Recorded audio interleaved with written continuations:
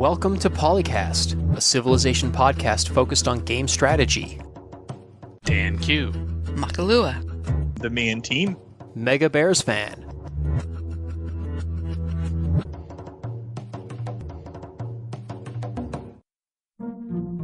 Oh, we have a new sponsor for the show because Mackie mentioned the name. Excellent, thank you, Mackie. I will send them the bill. And as I said before, they'll probably ignore it and maybe even put out a restraining order. I don't know. That would be bonus. But They'll just be crazy Canadians. Welcome to the 323rd edition of PolyCast. I'm Dan Q, and I'm joined by Makalua.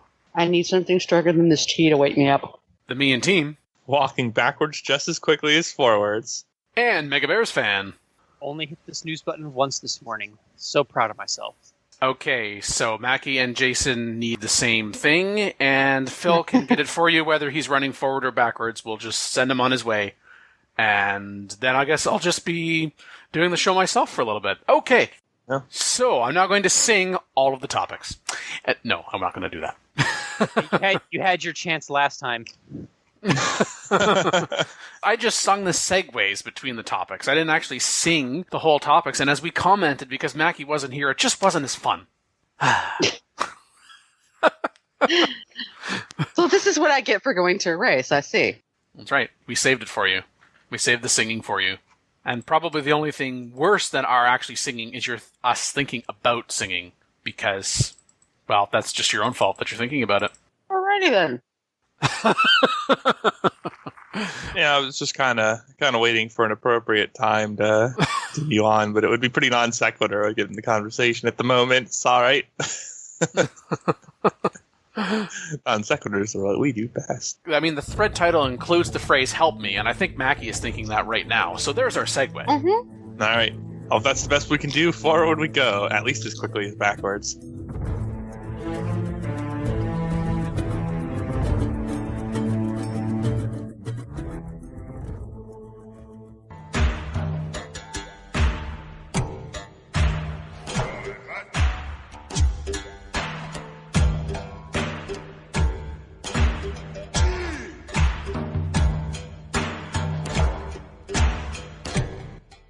By Andy Mant, and the third title is indeed Help Me Understand the Trade Routes and Trading Posts.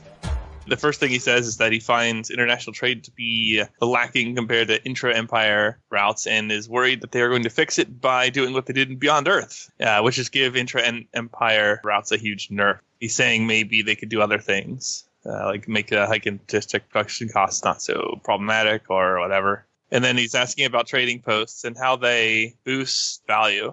The text is that the bonus to gold from trading routes is gained when passing through cities with the trading post. But what does it actually mean? Does the trade route have to go directly through the city center? How likely is this considering the artificial intelligence for trade routes is extremely derpy? Seriously, the trade routes go to the shortest route possible as the crow flies, completely eschewing existing roads and routes. So what the heck is the point of trading posts? Or do they only have to pass through a city's controlled territory?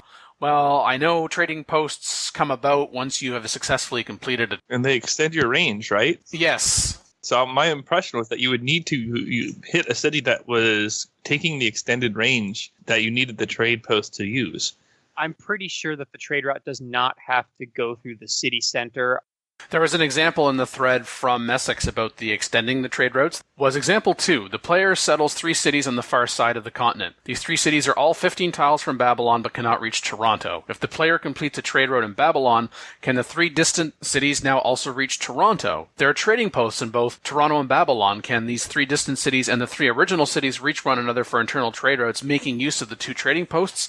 And the answer is yes. So sometimes it's a matter of, I would really like to be able to connect city A to city B, but first it's got to go to city C because it's too many hexes away. And then city C can serve as a link between A and B. You'd think if you know where all your cities are, it would be easy to send trade routes without having to have the trade post in between.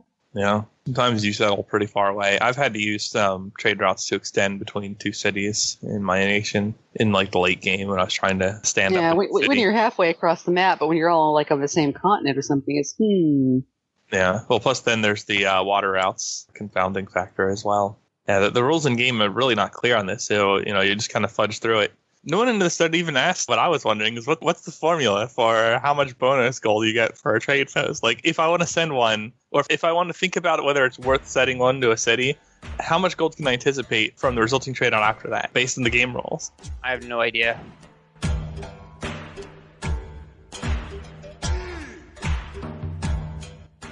A post by Gadams. The question is, why the trade exclusion of markets versus lighthouses? And the post is, I don't understand why a strong, well-positioned city can't build both a market and a lighthouse, and thereby produce 2 trade routes instead of just one. That's certainly realistic, right? Is there some kind of balance issue? Seems so arbitrary and unnecessary. Love to hear a logical explanation. Now getting onto the editorializing here, I think was just a balance concern that coastal cities, because you could build a harbor and a commercial hub, and because trade routes were so important, and because you didn't need the buildings, you just needed the districts to get the trade routes to begin with, those coastal cities were very, very, very strong because trade routes are very, very strong. So they decided you could only have one or the other and not both. Whether or not we agree with that decision, I'm kind of on the fence, personally. Some people are saying that this offsets the, quote, normal disadvantage for settling coastal cities that comes from a traveling Canuck who just says that coastal cities in general aren't that great in Civ 6, at least compared to previous Civs, because of like lower productivity and stuff like that, I'm assuming. Yeah, you just have fewer tiles so you can potentially work that are worth anything. Although the fact that the expansion added more districts that you can put on the water in the form of the water park or whatever, that's nice because it means you don't have to build the entertainment hub on land. So having more districts that you can build on water certainly makes cities with a lot of water tiles more viable. That's true, but that's not enough of a replacement compared to the fact that you have more production capability and a lot more district potential still on land. And that's fine. Not all city locations have to be equal, and there are some advantages to having a city on the water, including just the ability to field a navy if your city's close enough to it. Even if it takes you 40 turns to build that one boat. Well, yeah, or you could buy it out if you have a wealthy enough nation. You can buy one a turn, but that would be pretty hard to accomplish, but in principle. Anyway, you also have a bit of issue with fresh water in many cases, because if you want multiple coastal cities, then we're pretty limited on the housing, at least for a while.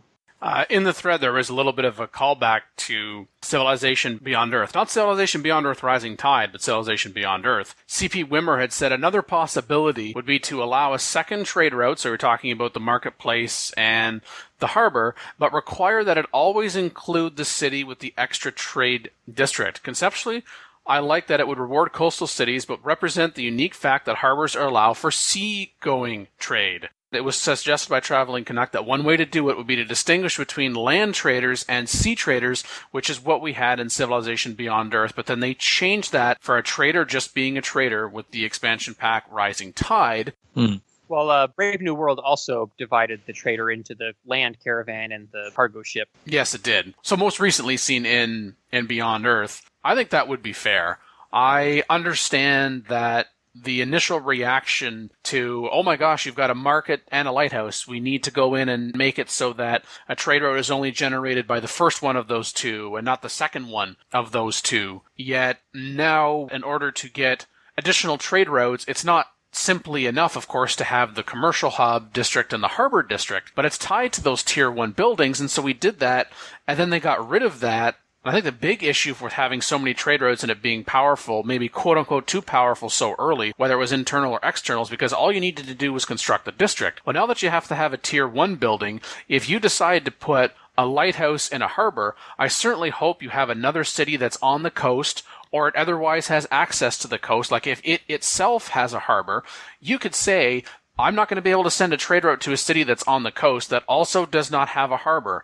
Maybe that's a little bit too strict, but I like the idea that we could separate between those two things, because you could also make the argument, well, now, Dan, you might send goods from the coast from a harbor, and then it's going to be received inland somewhere else, but it does have to have a receiving port of some description, right? I mean, if we're talking realistically, it's like, well, you didn't have a harbor, so we just dumped all the goods on the shore. Good luck using them before they, I don't know, get washed back into the water, let alone trying to go into the interior. So I don't have an issue with that at all. Another alternative would be to just change the rule in general so that all trade routes have to originate from a city that has either the market or the lighthouse, and then just change it so that there's reciprocal benefit, so that the source city, say, gets gold, and then the destination city gets the food and production. Yeah, they could do that.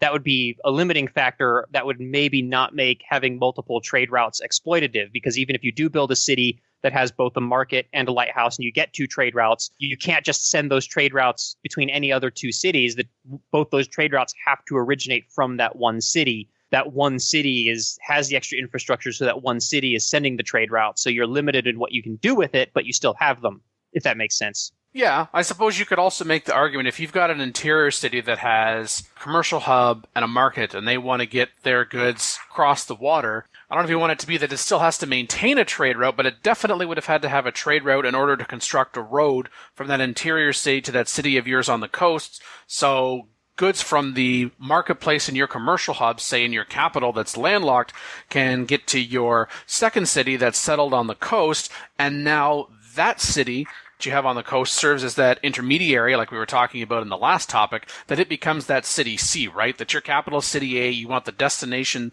city B somewhere else on the coast, but your city in the center there, once that trade route is finished, and then you've got the trading post there, and then you've got the trading post in the capital. Now, okay, I've spent the time and the resources to do that because you've decided that for whatever reason, I would rather have that be how the marketplace goods get somewhere else across the ocean, as opposed to that coastal city needing both a commercial hub as well as a harbor in order to be able to have a sea route and a land-based route going at the same time. If that makes any sense. And it doesn't even necessarily have to divide them by land or sea, just by number of routes available. Oh, well, and tying back to the number of routes available too, I actually like the idea of distinguishing between the two. I think this would necessitate some, and this came up in the thread as well, some additional user interface upgrades. And also, just in general, like the last topic, have the game clearly explain in-game, at least in the Civilpedia, if not, in fact, with some kind of overlay, or better yet, just have it all, if we want that and we need to know about that, within the trade screen overview. Some people suggested in the thread that, oh, if you want to increase trade route capacity, let's forget about the exclusion between marketplaces and lighthouses. Let's forget about connecting it to districts. Let's just have it tied to population. That would at least reward having fewer, bigger cities as opposed to city sprawl. There is that, and I think that's what people are going for there. When it was just all you had to do was plop down that district, and there you've got an additional trade route capacity. I mean, how often were we going, hey, this city is in the tundra, it's in the ice, but you know what, I can settle it, and I can chop down some forests and jungles and get myself a commercial hub. And guess what? I don't have to do anything else with that city. It gave me that trade route capacity. My internal or my external trade route capacity is now increased, and it's more than paid for itself. The fact that you then need to construct that tier 1 building on top of it, and then if you connected it to the fact that, well, no, that trade route, kind of what you're saying, Jason, that additional trade route capacity is now coming from that city. That's nice that it's stuck up there in the tundra and the ice. You wanted to use that trade route for international trade, but it's buried deep within your empire. So exactly how are you going to do that? Okay, well, go ahead and ensure that that city is connected by road or it's connected by sea to at least one of your other cities, and then you have to have that investment and that time for that trade route to complete, and that's a trade route that you're now using for that as opposed to something else. I think this can make it really, really interesting and also logical. More logical. There was a suggestion. It says, in order to trade, good for trades needs to be produced, and they are produced, in factories and other Tier 2 buildings. How about allowing cities with a commercial hub and a market to have a second trade route if they have an industrial zone with a factory as well? And then cities having a commercial hub with a market and an industrial zone with a factory could get yet another trade route if they build a harbor with a shipyard or an encampment with an armory or an aerodrome with a hangar. And I'm thinking, this is a lot of things to start lining up now. Maybe that's realistic, but this is getting a little micromanagey now. Trade-offs are already a little micromanagey. Do we need more micromanagement with our micromanagement? I mean... Yeah, it's a bit of a yo dog in this case, for sure. And that suggestion came from Mr. Ray. I like the idea, just not in Civ 6.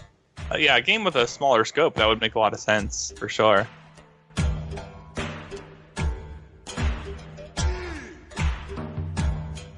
Darkace 77450. He started a topic. He has a pitch for an 8th governor. Says, governors were a bit of a hit and miss addition to the game, but he quite liked them. But he'd like to see more. He said, Forex has pretty much covered all the bases with 7 governors included in Rise and Fall. After racking his brain for a bit for an 8th, he figured up an environmentalist. The default title, Druidic Lore. They have +1 faith, unimproved woods tiles within the city's borders.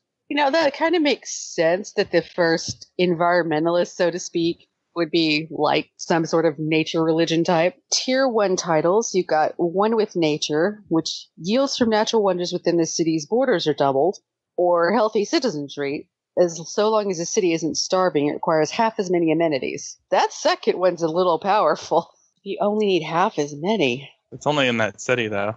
Yeah, but if that's your capital... Yeah, it would just be like trying to grow out one big city. Yeah. Don't mind the yields from natural wonders being double, because you're not going to have necessarily all the tiles of one particular wonder in the city, or you're sacrificing some other land to have that in your city. So that's not so bad. Tier 2 titles. It looks like there's only one. Yep, there's only one. It's just titles, but there's only one. Green Energy. The city's industrial zone gains a major +2 adjacency bonus if adjacent to a river. Okay. This bonus extends to each industrial zone within 6 tiles of the city center. When I think green energy, I don't think hydroelectric normally. I mean, if you also included that to be something like X number of desert tiles for like solar or wind. Well, and we have offshore wind farms too nowadays. So the issue with that, though, is then you could have this governor like right at the start of the game, and you're going to have solar panels in 2000 BC. I mean, that's true. That's true. The governor that lets you build the fisheries. So, I could see there being room for maybe this governor lets you build a windmill or something like that. There you go. Yeah. Hills windmill. There you go. And we've had before, as you used to build windmills on a hill. Right. And it's for industrial zone, which is a bit later. It's not the very start. Well, and that's the thing, right? I mean, by the time you get to an industrial zone, then I know this is a tier 2 title, but you could abstract that quote-unquote major adjacency bonus, +2 or whatever value we're using here. That could start off as a windmill, or you could abstract that as a windmill depending upon the era that you're talking about. The part about that I kind of go, wait a minute, this bonus extends to each industrial zone within 6 tiles of the city center? Yeah, isn't that like Ruhr Valley? That, and the governor is a choice for a particular city at a particular point in time. The governor is assigned to that city. That city's benefit that it's providing other cities is because of how much more powerful it is. It's kind of an indirect thing. It's not directly providing that benefit to an industrial zone in another city as well. If you want that benefit in another industrial zone, then you need to move the governor. Yeah, I'd rather it just be the ability to build improvements, and then you can move the governor around just like you can with the aquaculture lady. Exactly. Liang. That, and I generally don't like when the governors are tied to districts. I just don't like that you have to get to a certain point in the tech tree before that governor's ability even becomes relevant. I mean, at least it's tier 2. Yeah, true. Default would be brutal. That would be absolutely brutal, because then, I'm not going to choose this person for a while. Right, exactly. Magnus, for instance, has the one thing, a bonus towards industrial hubs, but it also gives you the benefit of you don't lose population when you build the settler. So it's it has something that's beneficial early game, and then it has the industrial hub bonus that's beneficial later game. So, they could do something like that as well, where it does something small that's useful the whole game, and then also has a buff to the industrial zone, so that if you don't have industrial zones, you haven't gotten to that point in the tech tree, this promotion is still worthwhile to take. Tier 3, ecotourism. Naturalists purchased in the city are 25% cheaper, and it doubles the tourism from national parks in the city. See, I was hoping there would be something like that in there to do with the naturalist national parks. Now just go and build a national park. Oh, wait, that's a separate issue. That's an entirely separate issue. Should you actually have a national park, you could do this. But hey, naturalists are cheaper. Well, if you're putting this governor in a city that already has a natural wonder near it for the tier 1 promotion, then, it's a good chance you can put a national park there. Yeah, you might have the right tiles for it. Yeah. So there's a little bit of, I know Dan hates the word, but, synergy there. It's the Dan equivalent of the Mackey-sai. It is. The sad thing is, we all know what it means. Next time I'll sing the word synergy so that both Dan and Mackie sigh. Oh, we can have a harmony. We can have a harmony. Okay. Yeah, you might break the internet. Also, organic food, +1 amenity in the city for each farm, pasture, and plantation built on a bonus resource. I'm not sure what makes it organic because it's on a bonus resource, but okay. Yeah, and that combined with the healthy citizenry, that's a lot of happiness. That's a lot of amenities. I mean, that would be useful if you had this governor, and this sounds crazy, but you could send him to a front line to a city you just captured.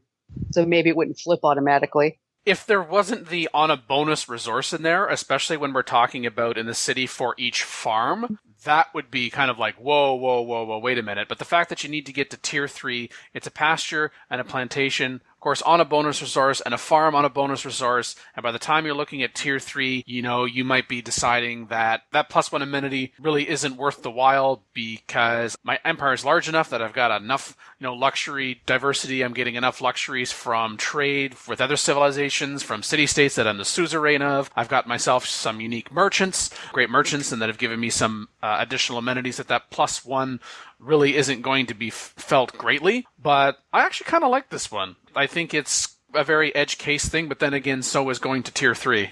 I like the idea in general. I think some of these promotions need a little bit of tweaking. Again, in particular, the green energy one. But I think it's a good idea in general.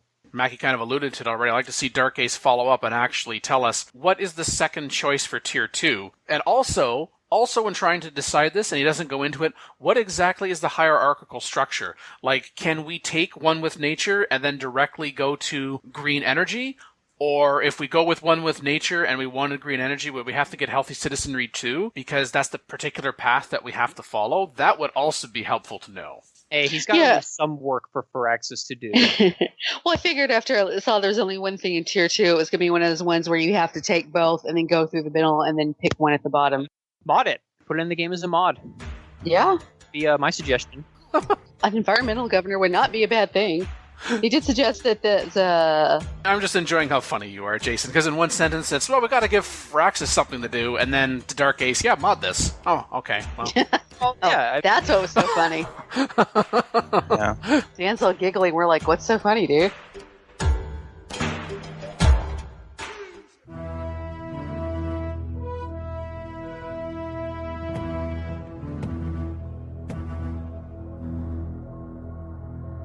Another topic. This one started by Archetype, these forum names, jeez.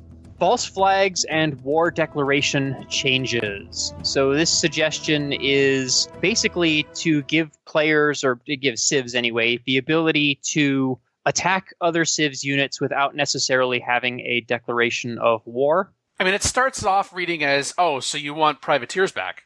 Yeah, well, it's more than that. Yes, it's more than that. I did really much enjoy the hidden nationality ability for privateers, going back to, what was it, Civ 4 and colonization. That was a really fun unit to have because it worked so differently than every other unit in the game. The privateer really did have its own unique identity, and I really missed that. I've liked the privateers in Civ 5 as well with the capturing other ships ability. Like, that was cool. But again, the privateers in Civ 4 were just so unique and so interesting to use. But anyway, this idea, basically you can make units that pretend to be other civs units in order to try to provoke other civs into declaring wars on each other. And if they catch you in the act, then it's like a casus belli, which are all good ideas. I've played games before where different factions basically start out in a de facto state of conflict, and you actually have to negotiate for peace and close your borders and all that. And you can fight each other in little skirmishes, and then you keep doing that. Eventually, the AIs come to really not like you, and then there actually is a state of legitimate war.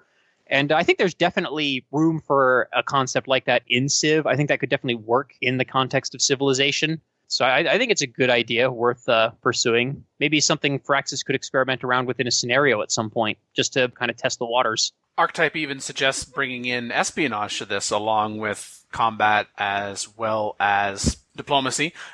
If you have certain diplomatic ability, or even a spy on a Steel Designs mission that would allow you to make a ship that looks like a ship from another Civ. Wow. One of the ideas that a coworker of mine and I came up with at one point was the idea that privateers would not start with hidden nationality, but then there'd be like a letter of marque promotion you give it that then gives it the hidden nationality. And the way that would work is if the privateer is sunk, there would be a percentage chance, 50 or whatever, of discovering what civilization that privateer belonged to. And then that would then give you a reason for denouncement or a casus belli against that civilization. I like that idea. And this could even be extended to a bandit land unit as well, mercenary unit like the Landsknecht was in Civ 5. Give that a promotion that has a hidden nationality benefit so that you can have both land and sea privateers, so to speak. The only thing about, and going back to the steel design mission, it says that would allow you to make a ship that looks like a ship from another Civ. Other missions have either a particular time limit, if it's the very passive, like, oh, you can have a look at what's going on inside that city center and its immediate vicinity for 4 turns. Or, congratulations, you just successfully stole X number of gold right here and right now. But if you're able to steal designs for missions that allow you to make a ship that looks like a ship from another Civ, that's in perpetuity then?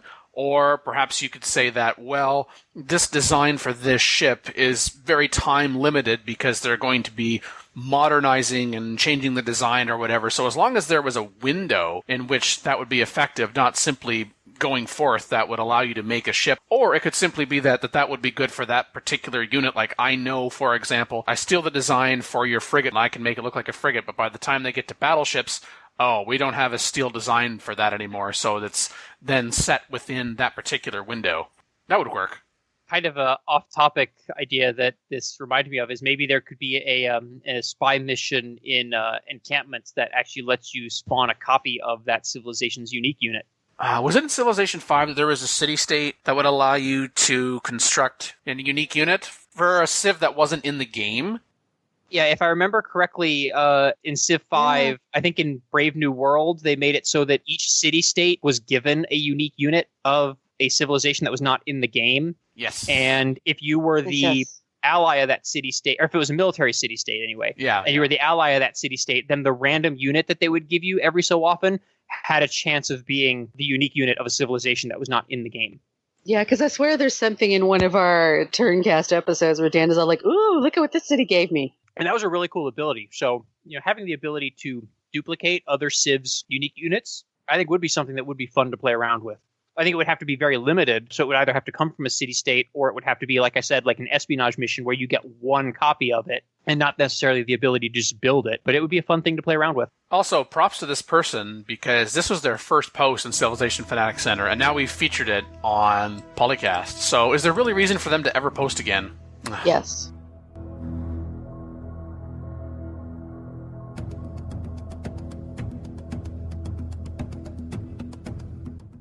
Recorded for episode 322 with Dan Q, Mega Bears fan, Alpha Shard, Timothy001, and Ceiling Cat.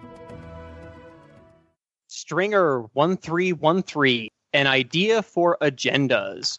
The original post reads, I read a lot of complaints here, which I agree with, that the agendas are dumb because A, the AI leaders don't actually pursue their agendas, with rare exceptions like Gandhi and Alexander, and B, following an agenda has such limited diplomatic value because it's dwarfed by warmonger penalties. Not sure I'm the first to suggest this idea, but what if they supercharge the agendas by giving big bonuses with each agenda to the AI player, which will help compensate for the AI's deficiencies? For example, in the original post, if you have populace, then your population growth is doubled. I don't know about doubled. That's pretty crazy. And so forth. For one thing, I don't think you would need to do this with the civilization's unique agendas because they already have unique ability. So that would basically just be another unique ability. So it might be kind of redundant. But for the other agendas, they're all interchangeable. And I could see something like this working because this is kind of how the civilization traits in Civ 4 work, where there was like a pool of, 5 or 6 different traits. And each civilization had a unique combination of 2 of those traits. So they all had the same effect, regardless of which civilization had them. But each civilization had a unique combination of 2 of them. Yeah, that's exactly the same thought I had, was that it reminded me of Civ 4's traits. I don't know that you should necessarily limit this to the AIs, even though part of this idea is to improve the AI's play. Because if you're going to have this mechanic, maybe also give the player agendas as well and let the player have bonuses, or maybe even tied agendas into era score so that by accomplishing your agenda, you would get era points or something like that. They could have done things like that where the agendas don't necessarily give you bonuses, but they give you advantages for playing towards them. Yeah. It can also be used in regards with diplomacy as well. So that if one of the AIs meets your agenda, you can give them a diplomatic boost, sort of like what the AI does for you. I think something else that might be interesting, I think it would really require increasing the size of the agenda pool, I think, to keep things from getting stagnant, but to have perhaps the leaders gain agendas over time. So you start off with one agenda, and then maybe halfway through the game they pick up another one, and maybe in the last era or two they pick up another one. So sort of like you don't have to worry about do one thing and then they're happy for the rest of the game, as opposed to trying to evolve with their evolving agenda. Might be a little bit more dynamic, I think. Tie it to the play style of that AI. Yeah. If he's warmongering, give him something that's going to be fine with his warmongering. Yeah. Correct me if I'm wrong, because I didn't actually play Beyond Earth that much. But the agenda system for Civ 6, that the Beyond Earth kind of had a similar pre-thing, right? Like a predecessor to that? Kind of. I remember Beyond Earth, it was a lot more rigid. The expansion added, you actually earned diplomatic points, which you could then spend towards upgrading your leader's abilities. That would be kind of interesting to have. And Beyond Earth also had an interesting mechanic where every AI had 2 different relationship modifiers with you. There was trust and fear. So if you were very friendly to them and traded with them a lot, you would build trust with them. Whereas if you had like a really powerful military and were hostile towards them, you would build fear towards them. And both of those things would act as modifiers. So if a civilization was particularly fearful, you could actually be more successful at threatening them and making demands and stuff like that. Whereas in Civ 6 right now, I've never been able to do a successful demand on an AI. They always say no matter how much stronger I am, or even if I've got their capital completely surrounded, they just won't do it. It was a shame that Beyond Earth in general just was not that great, because I fear that maybe Firaxis thought some of those ideas were failures, when in fact some of them could actually be very applicable to regular Civ. And I wish they would try them again and see if maybe they stick. Yeah, it'd be interesting to see how diplomatic capital tied in with Rise and Fall's alliance points kind of concept. Are you saying you'd be able to like spend diplomatic capital to boost the alliances instead of just having to wait for them to accrue passively? Yeah, something maybe perhaps a little bit more dynamic like that, or some sort of unified currency between the two. I don't know. They probably would want to redesign a thing they just designed. But it'd be weird to have 2 competing diplomatic currencies at the same time. That would feel a little bit odd. In the thread, A Clue Without talked about that each AI would still have a secret agenda. It would work like the current system. Secret agendas revealed through diplomatic access. Whereas Lord Lakey talked about, I think they should get rid of the hidden agenda altogether, replace it with a personality and strategy gauge, both of which are hidden at the start of the game and unlocked via, diplomatic visibility or espionage. You do not need to get rid of the hidden agenda altogether. It is hidden at the start of the game, but it's not hidden to the player full stop. It's not like, I have no idea how this mechanic works. I have no way of understanding this how mechanic works unless I go diving into the code, searching on forums, etc., etc. If that was something that was revealed as a result of diplomatic visibility and or espionage through the game, then that would be completely workable. I mean, otherwise you could try to infer what it is that they're doing based on their actions, but if you really want to know that information, or feel you need to know that information, then there are reasonable steps that you could take in order to get that information, make the hidden agendas, so long as the hidden agendas were quote-unquote reasonable, and again, also those agendas that would apply to the human player as well as the AI player, that would make sense. That would be a worthwhile change.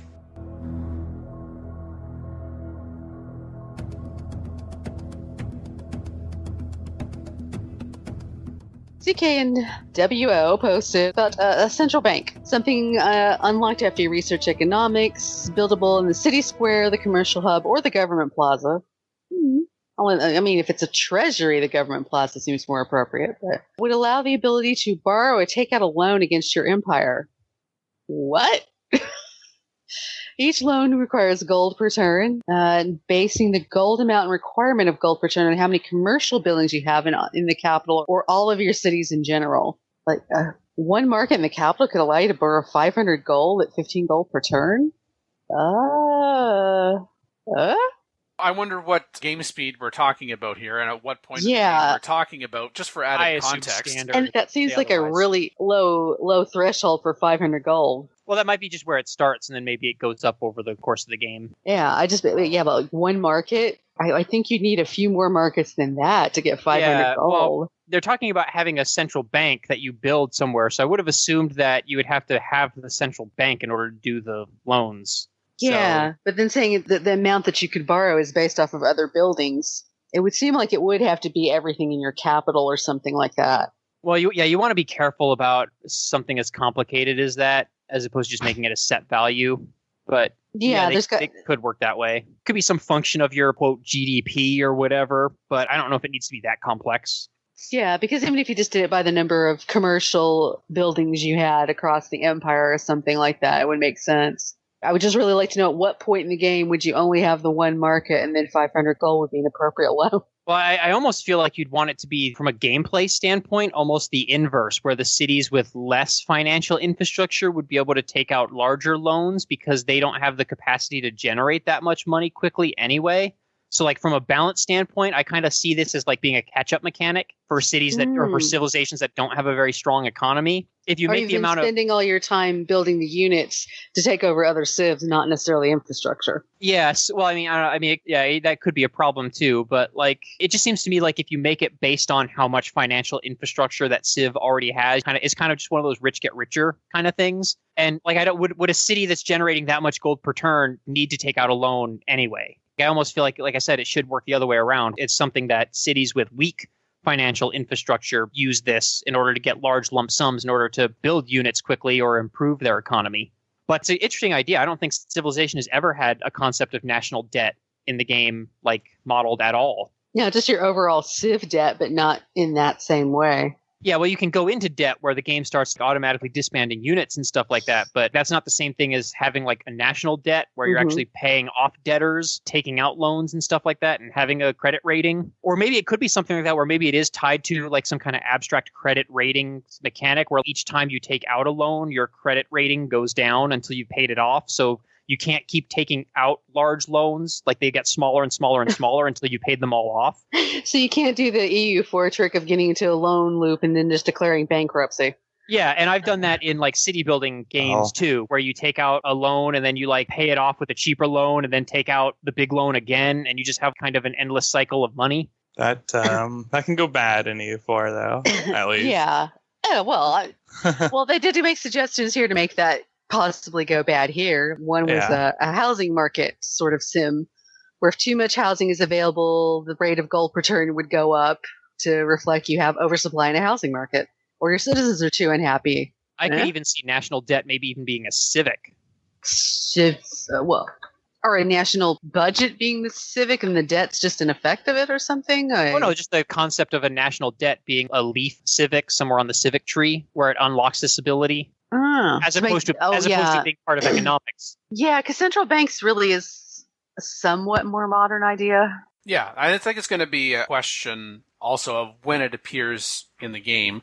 We wouldn't want it to be, like you said, Jason, the richer getting richer, and I'm not keen on it being used as a catch-up mechanic simply because we know how powerful gold is in the game and being able to compensate, or indeed overcompensate with production. You could tie it to a civic, like if you want to be able to construct this central bank, have it be a government plaza district, then you have to go and get that civic, okay, then I have to go and construct that central bank. In the meantime, you could be saying, what I'm going to be able to get out of that, maybe it's better that I just build some more commercial hubs, establish some more trade routes, tying into previous topic, for example. But I kind of see it as like a short-term compensation mechanic. And I think about certain turn-cast games and our cooperative multiplayer games when we're going up against an AI. And yes, I'm looking at buying units and I'm like, oh man, I'm 15 gold short. I would really like to be able to finish building this frigate this turn so I can send it to the front. And I go to somebody and say, hey, can I get 15 gold? Great. Yes. Thank you.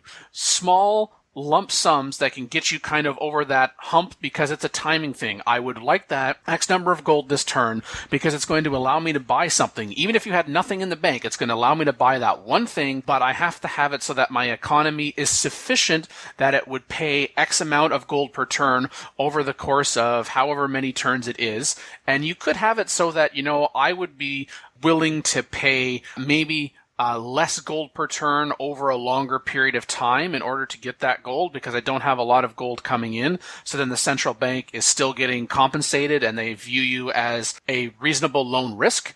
But let's say there's 10 turns, for example. During that 10 turns, you can't ask for another loan. You need to be able to demonstrate that, no, I'm going to pay this back. And then also tying to what you said in part, Jason, that if you were successful in paying that off in 10 turns, that you managed to keep gold per turn income so that you were able to do that and you were not defaulting on that loan, then maybe you could get a little more the next time, that it would be a little more generous, that you could get a little more gold, or it could be the same amount of gold again, but you've got more turns to pay it off, or you don't have to have quite as much gold per turn in order to pay it off. So it becomes kind of those fringe things where I would like to use it in a moment, but I'm not going to be able to borrow like thousands upon thousands of gold to compensate for the fact that I've got 3 cities and you've got 30, a bit extreme there, of course, or the fact that I have 10 cities and you have 10 cities, you decided to invest in economic infrastructure over the last 50, 60 turns, I did not, and in one lump sum, I'm now able to compensate for the fact that I didn't do those things over the last 40 or 50 turns that you did.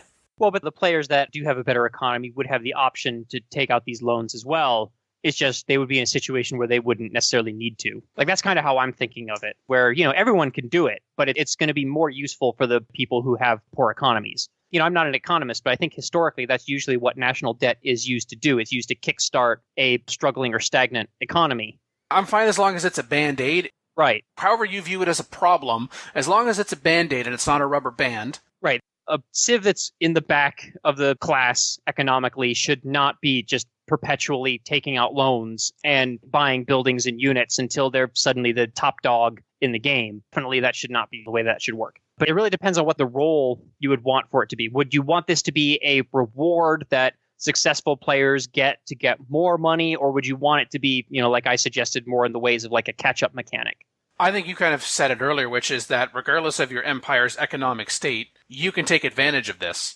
It's just, that's that situational thing that either your economy is really good or it's really bad, and it's just in this particular moment you need this additional lump sum in order to be able to kickstart whatever it is that you think that you're going to try to do. Then I think that's fair. It ends up being that choice. It's just like, okay, do I construct this district in this city right now, or do I construct a different district? Do I not construct that? It's not, I don't need to worry about the fact that I'm only making 10 gold per turn. I just took out 5,000 gold. I don't need to worry about filling up my trade route capacity. I'm good with my 1 out of 7, 8. I can ignore that part of the game now. I can ignore that aspect. So we find that sweet spot between, oh, sure, you can go ahead and get out lots of money in loans because you're already generating lots of money, which in and itself is its own reward, while at the same time not being the other extreme. And I think we're all in agreement that we need to find that sweet spot, and there are checks and balances that you can have in there, such as, again, okay, you can't just build it from the outset of the game. You have to go to this particular civic. Perhaps it's down a path that you wouldn't necessarily always go down because it's always getting to the good stuff, that you then have to go and spend the time to construct it in a district. So you can't go and buy a central bank. You have to spend the time to build it. And then in the meantime, it's the question of, am I really that much farther off now? Or could I have just done something else with my research into my civics and the production in my city that has the government plaza that would get me just as far ahead? But if you're really stuck, then you can go ahead and you can plan for that as well. That's the other thing, right? That you have to plan for having the central bank to be able to use the gold that the central bank could give you, as opposed to saying, hey, game, I'm kind of in a tight spot. Can I just abstractly say that, hey, my palace is my central bank and I can take out a certain amount of money anytime? No, I think it needs to be a little more of a build-up to that. Another thing that you could maybe do to extend this idea is maybe you actually have to declare what you're using the loan for. So maybe you take out a loan to build units, or you take out a loan to build buildings, and you can only do one thing or the other with that money. Could also tie it maybe to that, okay, you wanted to take out this loan right now. Okay, you've taken out the 500 gold, and so it's like on that turn, okay, go ahead and take that action. Spend that 500 gold, and you said that you wanted it to, purchase a workshop. Okay, so it's now tied to, you don't necessarily have to have it be that strict that it only applies to industrial zones, but it could be that whatever amount you've currently got in your treasury, the game knows, and it's just on this turn, don't just have it ride. Like, you want to be able to do something with that gold right now, and so you go and you spend it, and it's done. And it can be allocated for, it could be allocated for units, it could be allocated for buildings, one of those two things, and then the money is spent, and then starting the next turn, you're paying it back. With interest. Lots of interest.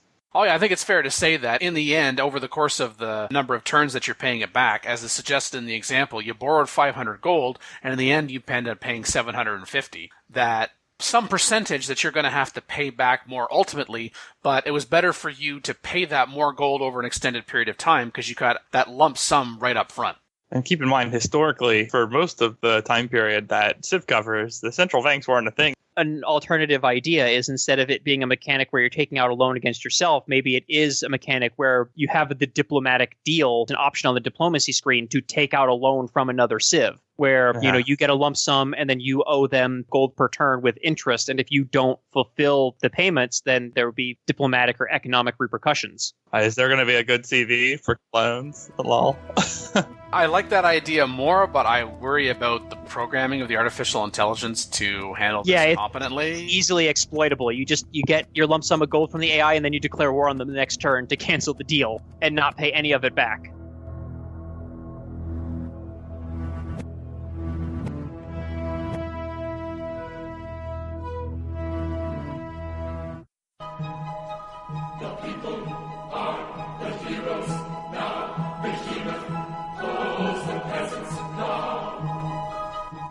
Episode feedback. I just see the two comments from Legalized Freedom, and you guys are talking about Beyond Earth and resources for high-level units. I thought it was an interesting idea of bringing something from Beyond Earth into mainline Civ. I don't think we'd really talked about before or considered before. Yeah, the high-level units and buildings requiring resources, and Beyond Earth kept tabs on that. Legalized Freedom felt that was something that they did correctly. I would definitely like to see more of your buildings and infrastructure actually require or even consume resources so that there's a trade-off between whether you want to use those resources for military applications or for domestic or economic applications. For example, do I spend my coal to build an ironclad or do I spend it to build a railroad? Yeah, and Civ 5 had some of that too, but Beyond Earth really emphasized it. They had that you had to have the resource in order to build some of the buildings, but the building never really consumed the resource. You didn't have to trade off between building a factory or building an ironclad. It was you just had to build the factory first, and then you could build the ironclad, because if you built the ironclad first, you might not have the coal or whatever left over to build the factory. So I'd like to see it work both ways. Where the Beyond Earth model is better then, for sure. You would consume the resource to construct the building, like you're saying. Yeah, that is something that I would prefer to see in mainline Civ as well. I'd even go so far as to say that maybe even spending coal or an oil in order to do things like move units along your railroad hub or airlift them, it takes away a copy of it for a turn or whatever. Oh, okay. Yeah, that would be interesting, because then you could tie that to movement. And it would also be a lot more important to keep control of these. Yeah. Right. So hypothetically, if I only have 3 excess coal, then I'm limited to only being able to move 3 units along my railroads. Or if I only have 3 oil, I can only airlift 3 units. So there's incentive to get more of those so that you can do more things. Yeah.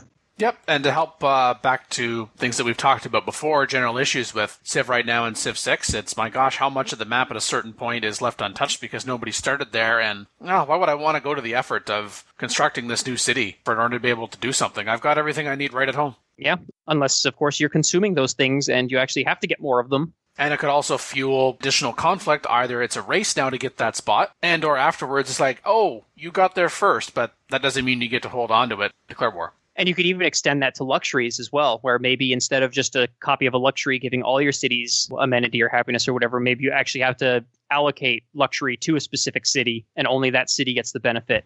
And maybe that could even be dependent on your government type. Maybe if you're in a capitalist type of government, free market kind of government, then the luxuries are given to whoever takes them. Whereas if you're in more of a socialist or communist government, then you actually have the power to say who gets which amenities. And then in that sense, there's also an incentive to acquire more luxuries, because you'd need more copies of the same luxuries in order to keep all of your citizens happy. Living in a material world. Thanks, Madonna. You see, kids, there is this artist. And I think the internet knows who Madonna is, Dan. Yeah. Oh, the internet might know, but I'm not certain the people on the internet know. I think the internet knows more than some people, quite frankly. If they don't, they can Google it. Well, they'd have to know about Google first. Yeah. Okay, Dan, now you're taking it too far.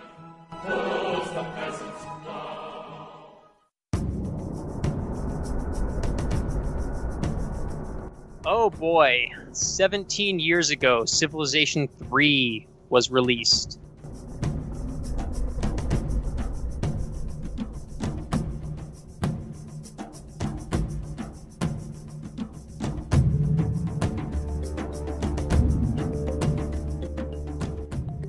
Civ 3 actually happens to be the first Civ game that I played. So, yeah, wow. That does make me feel a little old. You know, when I think about previous Civilization titles, Civilization 3 is the one I honestly remember the least about. About playing the game. It was just, it went from being, how do I say this? It wasn't frustrating at the time. I mean, when Civilization 3 came out, I did stop playing Civilization 2. There were things I preferred about Civilization 2, but I was playing Civilization 3, and I was understanding Civilization 3. It was when Civilization 4 came out that I realized, all of the things that I did not like about Civilization 3, and mostly what I do remember, and I've used this expression before, is button vomit. But Civilization 3 must have done something right because it allowed Civilization 4 to exist, which then in turn begat Civilization 5, which begat Civilization 6. Yeah, based on how the internet tends to talk about Civilization 3, the fact that I started with Civilization 3 sounds like it should be amazing that I'm still playing the game, playing the series.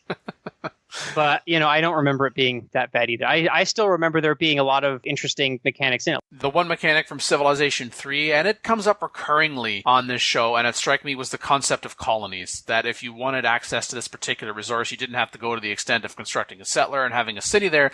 You could just go construct a colony, park a military unit on it. As long as you had a road back to your empire, then you were able to take advantage of that particular resource. Not necessarily exactly how it was applied in Civilization 3 would work well in, say, a Civilization 6 or in future Civilization 7 if they did that.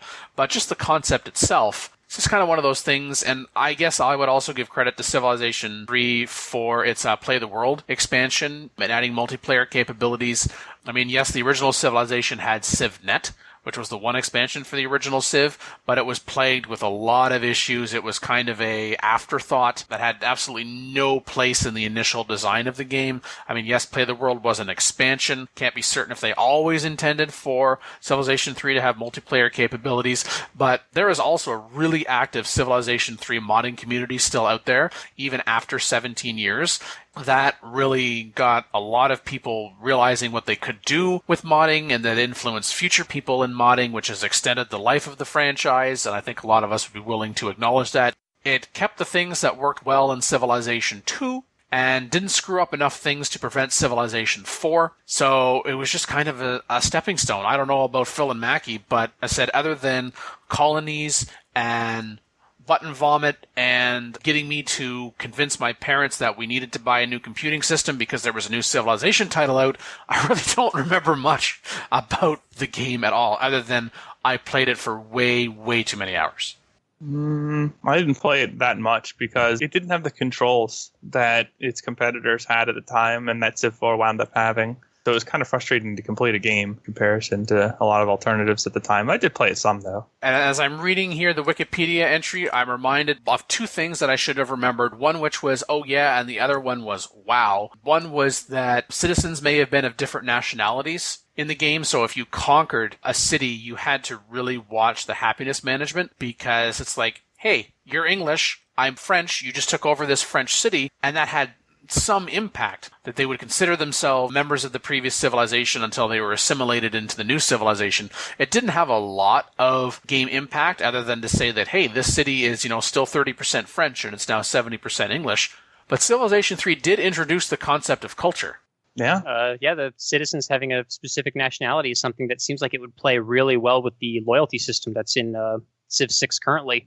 And also in the culture, so now the concept of borders, and then each city has a cultural rating, and it increases its influence, which would bring more territory in the player's control, including the ability to peacefully conquest a city by just going up on their borders and just culture flipping them. So You got served. Just anecdotally, I'm like, yeah, culture. Yeah, Civilization 4, good job for, I think more people pay attention to it for what Civilization 4 did with culture, for better or worse. But the idea was introduced in Civilization 3. Could you win culture in Civ 3 already? I think you could. Yes. The cultural victory is achieved by successfully assimilating other civilizations. AKA you Borgify the planet, yes. Yeah, and there was also a diplomatic victory in that one as well. Diplomatic victory, lol. Guess I just still think about the parts where the original multiplayer was kind of broke, and it was the first, actual full multiplayer type thing for Civ, at least. You had CivNet, but that was more local. And Civ doesn't have a stellar history of good MP on release, does it? Not really. Just to put it mildly. I had fun with it, but I'm not like craving to go back to it. Oh, heck. No. Yeah. No. Yeah. Civ 4, maybe. Civ 3, no. I don't think I own a copy anymore. I mean, it might be like somewhere collecting dust. I'm pretty sure I have a CD I do. sitting around somewhere. I do. I know I do. The original, all the expansions, I've got all of that. As time has gone on, it's you either fiercely defend it or you fiercely look the other way. And some people, I think, pretend it just went from Civ 2 to Civ 4. I'm going to say I've been guilty of that too, but I think it's worthwhile acknowledging that there were some things that were worthwhile from Civilization 3, and I also remember that Civ 3 unfortunately had this issue where a lot of its lead personnel left very early on in the project. And I do remember Soren Johnson, who would go on to design Civilization 4, said he remembered reading on a Polton Civilization site, and it was a news item I posted on that Civilization fan site, that Firaxis Games were looking for developers, and he said, I saw that on a Polton, and I applied. And, I mean, he then came in with some other people to try to pick up the pieces. But, of course, the train had already left the station. And it's like, I think these are the deadlines and they have to be met and it has to be released. And so I think it very much served as an inspiration for things that can go well and not so well in Civ. And now let's actually, for example, flesh out what Civilization 3 was trying to do and make it a little more practical, a little more likable, and set aside those things that were, well, we've been there and done that, and contributed to the third that kind of held Civilization design since 4, a third new, a third old, and a third modified. And at least it wasn't Master of Orion. Oh, well, that's... As we pointed out, the series continued.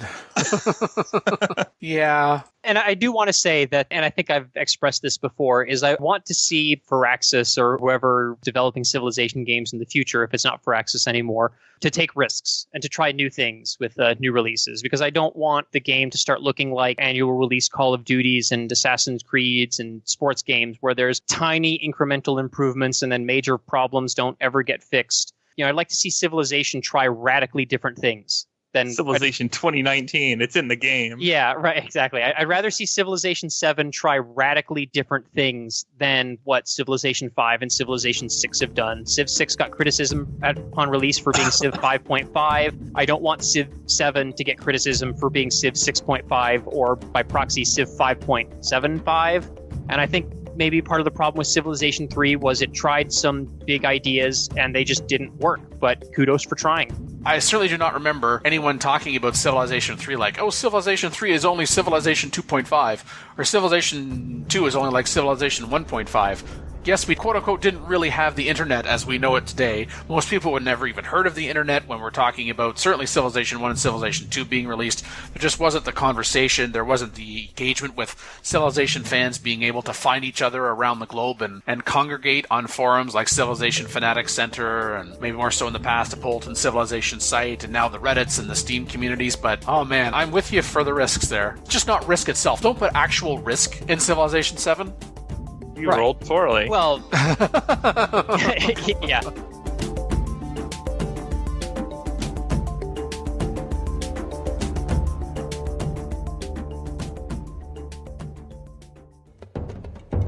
Support the ongoing PolyCast Patreon campaign. Collective achievements. Personal incentives. Month-to-month commitment. A thank you to lead patron Candace Albinus and all other supporters of the show through this measure. For more information, visit thepolycast.net/Patreon. Call in today. In North America, the number is 301-637-7659. That's 301-637-POLY. In Europe, 44121-288-7659. That's 44121-288-POLY. The only thing worse than being talked about is not being talked about. For more information on PolyCast, Our sibling shows Modcast, Revcast, and Turncast, or about PolyCast in general, log on to the series' official website at thepolycast.net.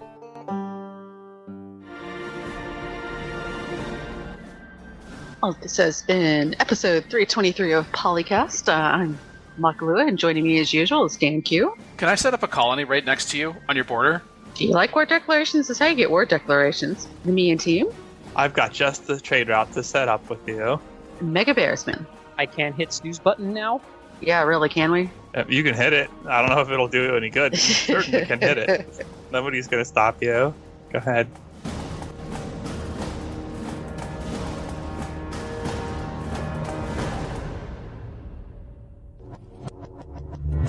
Record date November 3rd, 2018. Civilization 4, 5, and Beyond Earth sound clips. Copyright Take-Two Interactive. Copyright Civilized Communication at civcom.net.